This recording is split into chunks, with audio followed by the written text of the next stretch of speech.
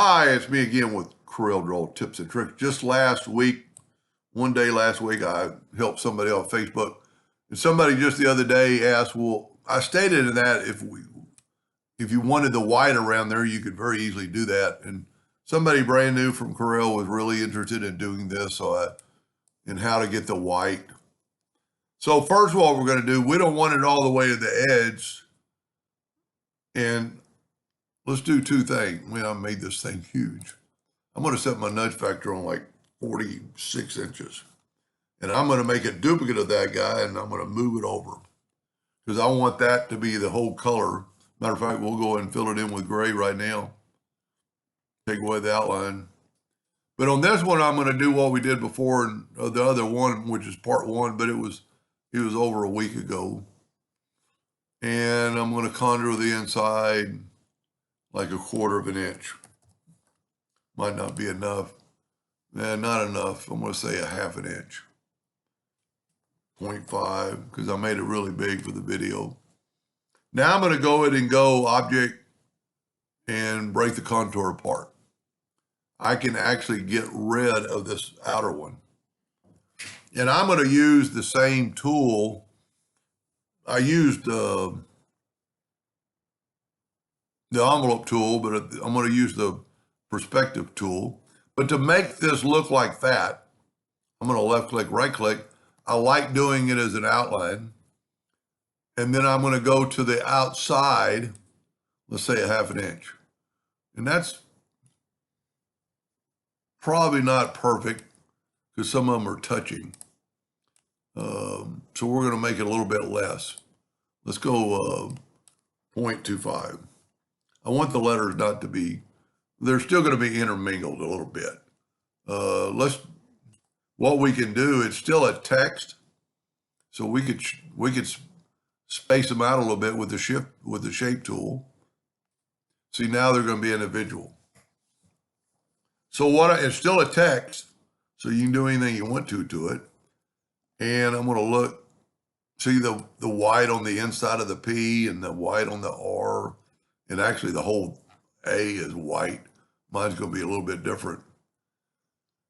But I'm going to take a yellow box so I can kind of just see everything. Object, order, back a page. And I'm going to get I could probably take my text and make it all black. Okay. Now I can, that didn't work. Let's just do this the way I would normally do it. Take your Smart Fill tool on black.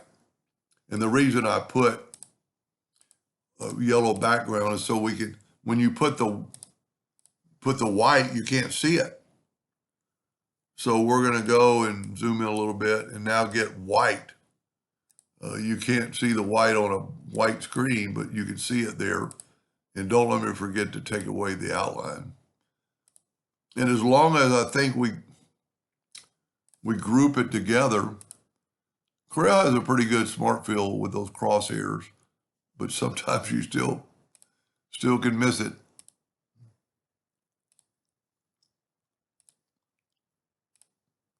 Okay, we'll go ahead and put the big finish.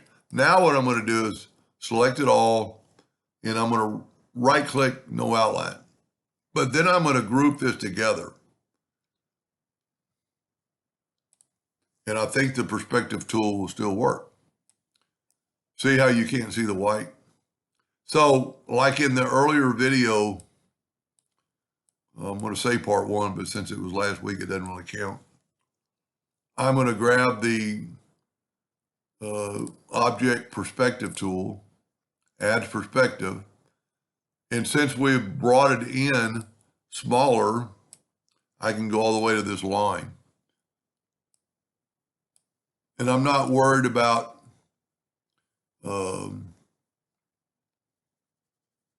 spacing left or right or make it more like I did in the first one. Now, because we nudged, I can nudge that over.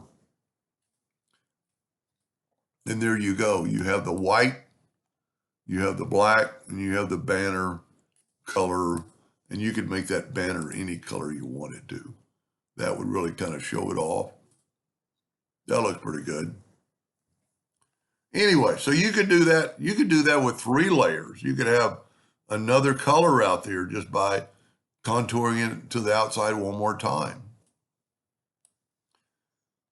I really wish now I would have made it more so like the banner, but starting up here, but that's very easily done. I mean, I just start off smaller and over here.